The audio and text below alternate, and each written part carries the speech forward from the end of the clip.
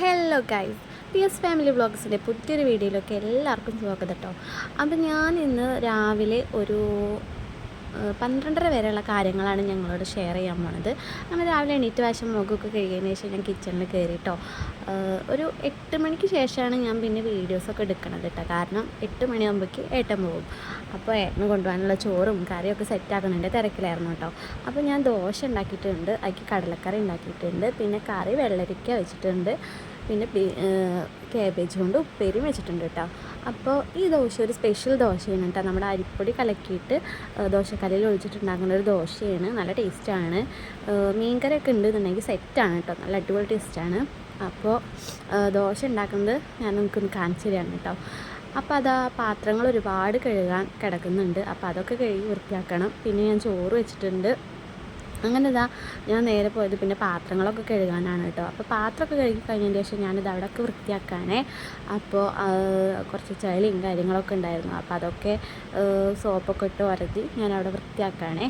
അപ്പോൾ രാവിലെ ഒരു തിക്കും തിരക്കുമാണ്.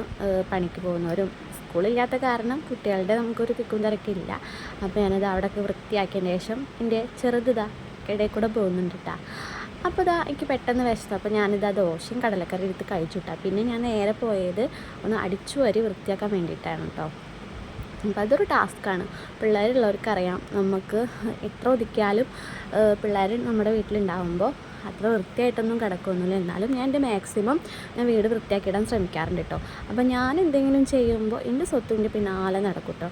ഞാൻ എന്താ ചെയ്യണമെന്ന് നോക്കാൻ വേണ്ടിയിട്ട് അവൻ്റെ പിന്നാലെ നടക്കേ. അപ്പോൾ അവൻ ക്യാമറ അവിടെ ഇരിക്കണം കണ്ടപ്പോൾ അത് പോയിട്ടൊന്ന് ഇളക്കിയിട്ടുണ്ടായിരുന്നു കേട്ടോ. അങ്ങനെ അതാ ഞാനവിടെ അടിച്ചു വരുന്ന തിരക്ക്, അപ്പോഴാണ് അവൻ ക്യാമറ പിടിച്ചിളക്കിയത്. അപ്പോൾ ഞാൻ വേഗം ഓടി വന്നു. അപ്പോൾ നമ്മുടെ കുട്ടീസൊക്കെ അവിടെ ഇരുന്നിട്ട് ടി വി കാണുന്നുണ്ട് കേട്ടോ. നമ്മുടെ M4 ടെക്കാണ് അവരിരുന്ന് കാണുന്നത്. അപ്പോൾ അങ്ങനെ ഇതാ എൻ്റെ അടിച്ചുവാരലൊക്കെ കഴിഞ്ഞപ്പോൾ ഞാൻ വേഗം പോയി കുളിച്ചിട്ടുണ്ട് കേട്ടോ.